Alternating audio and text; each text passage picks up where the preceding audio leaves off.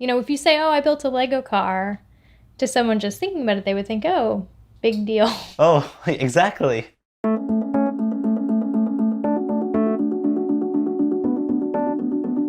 So we've known each other for a couple years. Yeah, since the start. You sent me a YouTube message, I remember that. And then we had a Skype call, and then I never heard from you again. That is not true.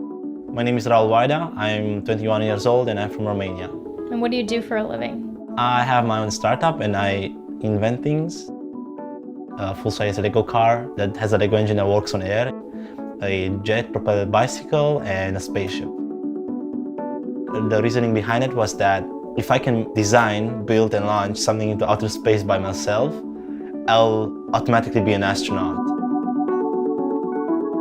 And then the next thing I hear from you, you're like, hey, Flora, what's going on? I just built a jet engine and strapped it to a bicycle. Yep. I went to Google and I looked up how to build a jet engine. And it had like a really simple drawing of like a fan. And I thought to myself, wow, that's like quite simple. I can build that in 2 weeks, maybe 3 weeks. And in the end, it took like 3 years. Reading books on the subject and building parts. I got my own lathe so I can make my own parts. So. You have your own lathe now? Yeah. The next project was this Lego vehicle. Yeah. Which sounds little. How many Legos were in the car? Roughly 500,000. We did 2 test drives. One was in Romania and it went about 20K, which doesn't sound like much, but keep in mind it's a car out of Lego. And it's right about to fall apart at any moment. There's like a trail of Legos everywhere you go with the car. Really? Yeah. Tell me about the engine. The Lego engine is an air-powered, piston-driven contraption that has 256 cylinders and roughly 100,000 parts. And it was the hardest part to build out of the car. What's actually propelling it to move? We have compressed air stored in bottles in the back. The air pushes down the pistons and makes the whole thing go. So instead of burning gasoline, it just releases air.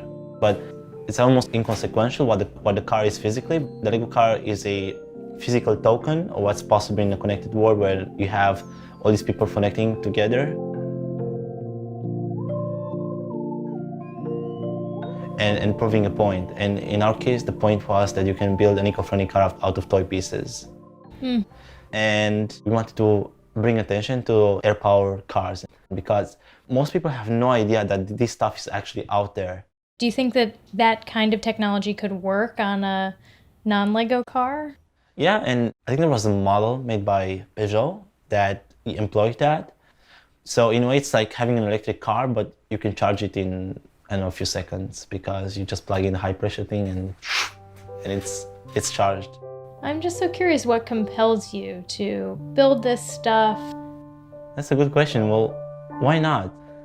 I don't think it's actually about the knowledge or resources because I'm a kid from a poor family in Eastern Europe.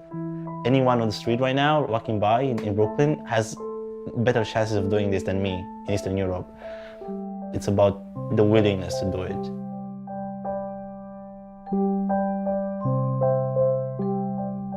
Where do you see yourself in 10 years? Good question.